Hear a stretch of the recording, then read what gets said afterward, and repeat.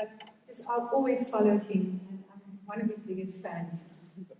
We are also very, very honored to have his team all the way coming to visit us, and he brought his international and his local gallerists with him. Also a warm welcome to James Cohen in New York, Chiron Heaven of Stephen Friedman, which is in London. She just told me she's been representing Yinka for the last 20 years. And then, of course, our own Tony Eastman from the Goodman Gallery here in Cape Town, who we all love. What a privilege and honor to have such an incredible artist here.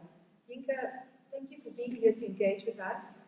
Thank you for taking the time, for taking the long journey, and for also to tell us about your powerful work. We're very, very proud that in February we will be the first in Africa to have one of Yinka's beautiful wind sculptures, SG3, who is going to be unveiled at the Norval Foundation. And for us, that's a really, really prominent moment for such a young, new institution. We are only 4 months old. We're still an infant.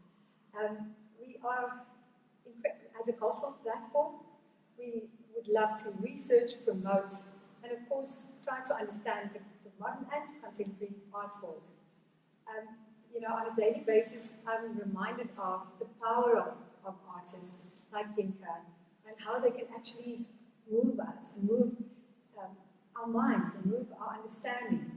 And so that is things that I believe is very, very important right here, right now, in our small world. And as long as I have energy in my veins, I would love to fight and work for that. We're so privileged to have such a beautiful gift, this institution, and on a daily basis thank the Norval family for their vision and the fact that they was prepared to do this here. We don't get gifts like this often. And the fact that you are all here on a Sunday night, it means that you're all hungry for what we are and what we want. So, here at the foot of Africa, next to this beautiful mountain that lies there, it's just an honor having and welcoming you here. And before I hand over to Owen, I also would just like to welcome Helen Sabidi, who's here. And here she is. Very special having her. We didn't know that we were going to be so wonderful having you also here tonight.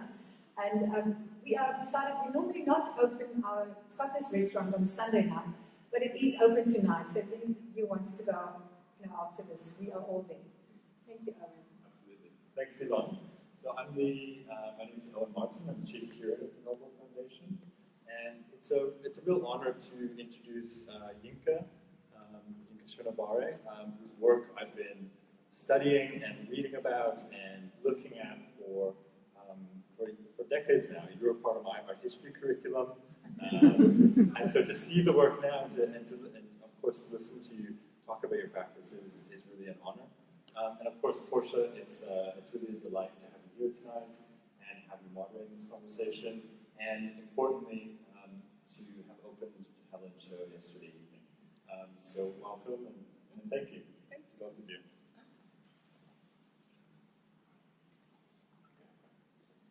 Hi everyone. Like I said before, my name is Portia Malachi. I'm adjunct curator here at the foundation. It was a great pleasure that I'm welcoming you here. And I will read a bit of your biography to familiarize everybody with your practice. I will read quite a bit of your biography. Yinka Shonibare, MBE.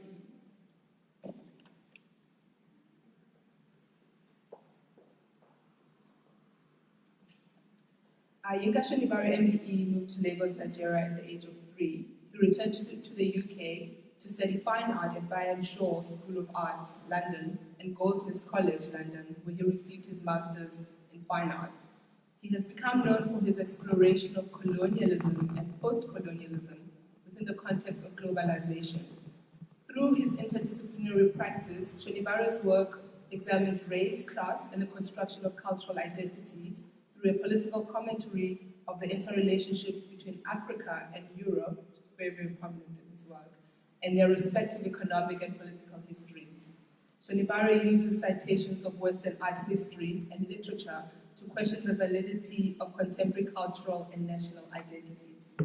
In 2002, he was commissioned to create one of his most recognized installations, Gallantry and Criminal Conversation for Documenta. In 2004, he was nominated for the Turner Prize, and in 2008, his mid-career survey began at Museum of Contemporary Art in Sydney, touring to the Brooklyn Museum, New York, and the Museum of African Art at the Smithsonian Institute in Washington, D.C.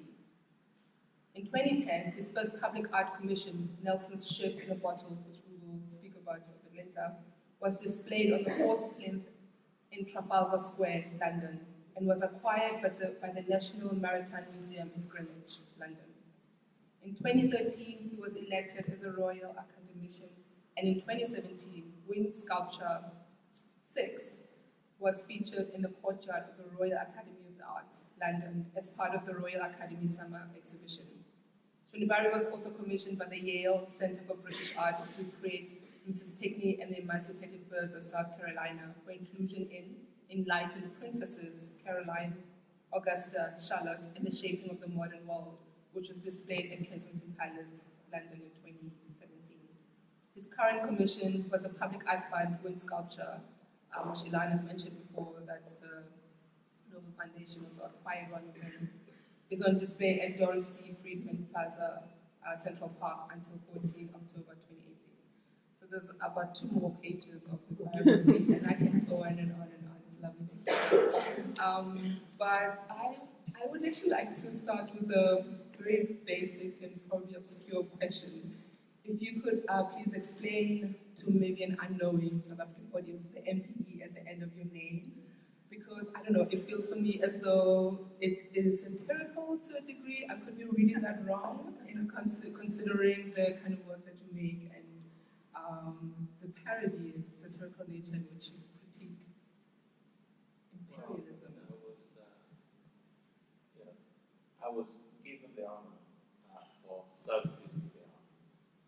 And for those of you who don't know, it's a member of the most excellent order of the British Empire. You have to remember the excellent, you don't forget that. So on a more serious note, because of the history of the empire, a number of artists have actually rejected the award for political reasons, because of the legacy of empire. But I felt that, Black people have been in the United Kingdom for hundreds of years, and that actually the best way to change the system is to not run away from it, it's actually to go, to be a Trojan horse, if you like, and to actually make changes within the system. And so, and of course, my work has been about a critique of empire. So then, to be awarded an MBE, I felt that there was it was interesting. And also, it's very predictable for an artist to be a rebel and to reject things. That's just what artists do. So it's more unpredictable if you accept it. You've often said, though, as well, that you do critique the establishment, but at the same time, you want to be part of the establishment, or rather, sort of gain the privileges of the establishment. Could this be one of those instances? Well, I've got a question for you. Do you want to be rich? I want to be comfortable, and that comes with wealth, so yes. Well, yes, so exactly. And I think that, Black people are no different, Like you want to be comfortable. And yes, I'm a rebel, but I don't want to be, I don't want to suffer. I want to. And I think that it's very important to note that we are entitled to things. Yes, I will critique the establishment, but where, if I think the establishment is being unfair, and, there are too many disadvantaged people, then I have to say something about that. But at the same time, that doesn't mean I shouldn't want those things myself. And so that's, I mean, so there's a kind of an ambivalent relationship with establishment because I consider myself a rebel. And then when I was awarded the MBE and I was at Buckingham Palace, I think I kind of liked being there.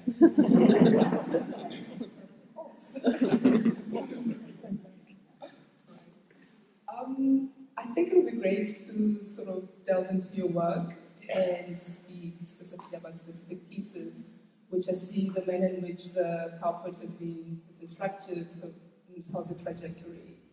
Beginning with Double Dutch, that you produced in 1994. If you could speak about the influence of the supposedly African fabric and the fallacy of it originating in Africa, and in actual fact, how that speaks directly to sort of to trade, to colonialism, to identity, or the fallacy of particular identities. Yes. Well, when I was at college, first I studied life drawing, so I had a very kind of academic training as an artist. But then I got really kind of political in my second year in school, and so I started making work about what was happening in the world. I considered myself an international person. I grew up in Lagos, Nigeria. I was born in London, but I grew up in Nigeria, and then I went back to London to study. And as an African, I felt that there were no limits to what I could make work about. And so I was making this work about perestroika, which, that was happening in the Soviet Union at the time. All of the changes happening there, I was making work about that. And one of my tutors at college said, well, you're of African origin, aren't you? I said, yes. Why aren't you making authentic African art? And I thought, authentic African art? I mean, my English colleagues were never asked about, making authentic English art, for example. So I thought, well, what's that then? What's authentic African art? I mean, Africans have a culture, but we're also free to make work about anything we want to make work about. But for some reason, we are not given that freedom to make work about anything we want to make work about. So, and then in search of this so-called African authenticity, I then went into the market in London, in Brixton Market, in search of my African authenticity. in London. And I found, the Dutch wax fabrics. Actually, when I was growing up in Lagos, in Nigeria, as a child, I saw those fabrics, but I thought they were, they originated from Africa. Of course, those fabrics are now being made in Africa too, and in China. But I really didn't think that they were European. And then in the shop, they told me the fabrics are Indonesian influenced fabrics produced by the Dutch, and then sold back in the African market. I mean, that's not to say that Africans cannot now claim those fabrics. Of course, we have the freedom to call anything we want to call ours, and that's absolutely fine. But I'm very interested in the fact that what you see is not always what you get. So in a way, it's about questioning stereotypes. And so using those fabrics is a metaphor for actually questioning stereotypes. And so that's how that started. And then the first thing I did with fabric, I did double Dutch.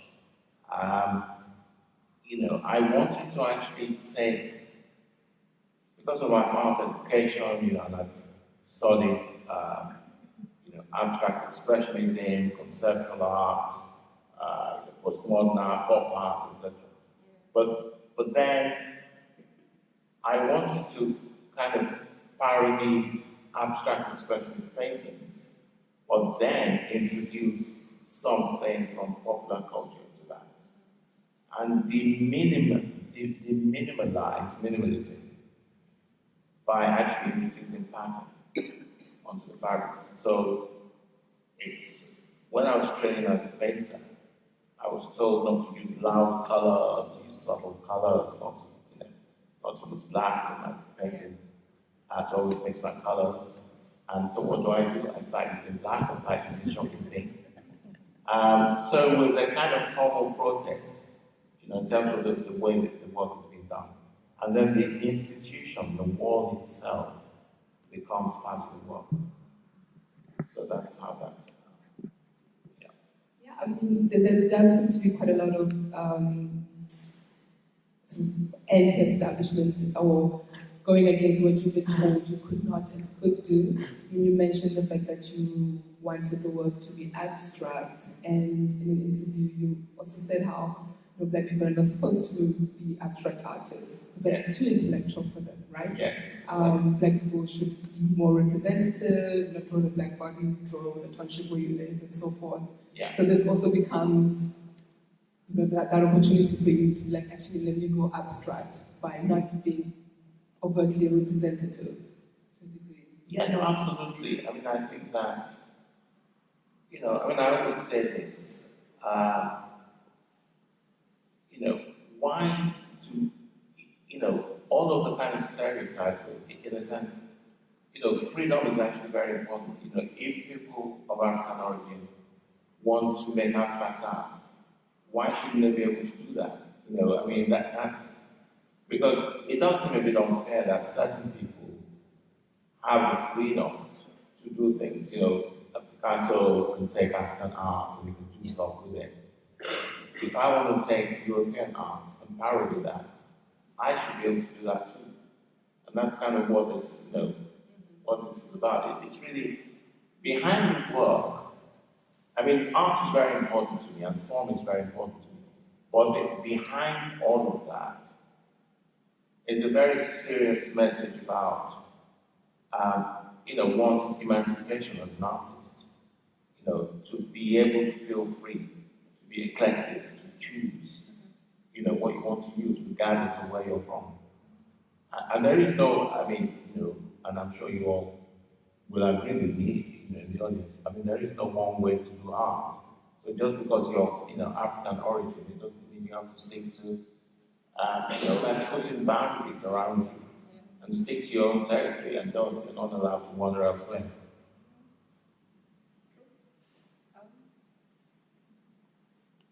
Victorian Philanthropist Parlor. Yes. Is that the beginning of this parodying of so-called European art? Because there's a lot more of that coming later on. Well, yes. Again, this is the house of a wealthy person. But what I've done there, I actually started to look at the 19th century, because in the 19th century, that was the height of the colonial era. And so, if you look closely at this, I made that kind of wallpaper, but if you look closely, it's, there are lots of African footballers printed on that. And again, at the time, and still now, of course, there are many famous African footballers. And if you, as long as you're good at your football, you can stay in Europe for as long as you like. But the moment you start failing, then you're no longer British or whatever. People remember if you lose the game, or you make a big mistake, then you're African. Yeah, and people remember where you're from.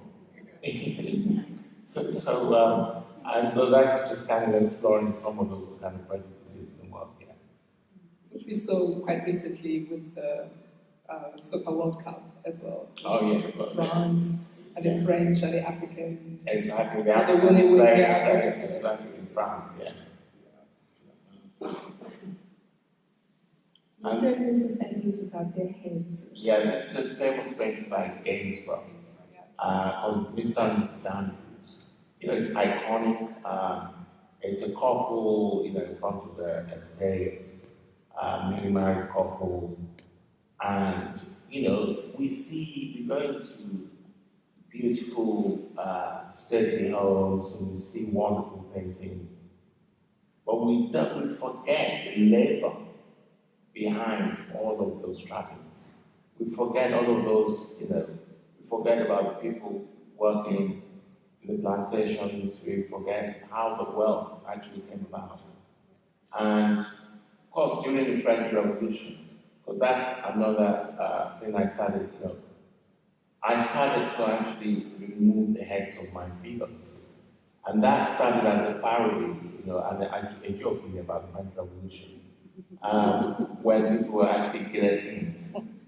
And, obviously, I can't really guillotine a real person, so I can't really, if I were to cut off the head of a real person, I might be in jail. Yeah, so, but I can do that with, in art, anything is possible. So you can actually do that. So metaphorically speaking, that's what I used to do. I used to take the heads off the figures. And it's a subtle kind of protest, but it's also kind of funny because you know the painting, it's iconic, a lot of people know that work. And so there's a degree of irreverence about that. So that's kind of so that's standing stand without the heads. So, with this particular painting and others, you do reference sort of art historical paintings, some sculpture. Yeah. Sometimes you reference some well-known literature as well. Yeah. How important is it for you to sort of work with that archive and to work with a overtly European art historical archive? And is this one of the first works in which you start draping the African print on these bodies? The first piece I did, which actually I think that's in the MoMA collection now in New York, but it's called How Does a Girl Like You Get to Be a Girl Like You? And it's kind of three Victorian women dressed in different styles. So that was the first I did of that. Because I used to like going to the Victorian Albert Museum in London. I still go there. And I've been looking at all of this kind of, elaborate costumes that, usually costumes of the aristocracy. And I was kind of really fascinated by, especially some photographs of people in India wearing those costumes in the hot heat. And I thought it would be really interesting to see what I could do with that. So that's kind of where that kind of started.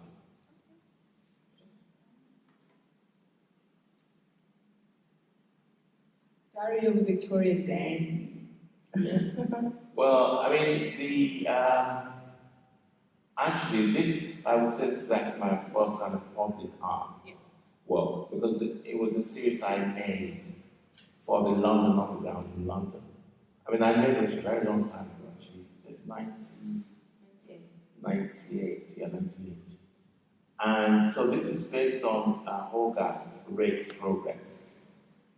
And the Hogarth's Great Progress is about a man who inherited a lot of money from his father. And he, basically didn't spend money properly, in the appropriate manner. And he did all the wrong things with it. And then he ended up, there was a kind of moral story at the end, because he ended up in bed and I remade that with myself as the central character, but there wasn't anything kind of moral about it. But there was the shock of the London Underground of seeing, because, you have to think this was in 1998. People were not actually used to seeing a lot of black artists in the public realm, especially on the underground, millions and millions of people. And people wanted to know, did that character actually exist, or is it a play? So it was ambivalent. You couldn't tell if the posters were for advertising a film or a play, and so, but it was all of those things. It was, but it was really looking at the historical images that we're used to seeing. So when you saw historical images, paintings, and there were black people in the paintings. Usually, the black people would be the servants, or would be the valet, or would be the, and I just thought at that time, as a younger artist, that, I'm fed up with seeing black people in those subservient positions when I went to museums. And I wanted to, in a way,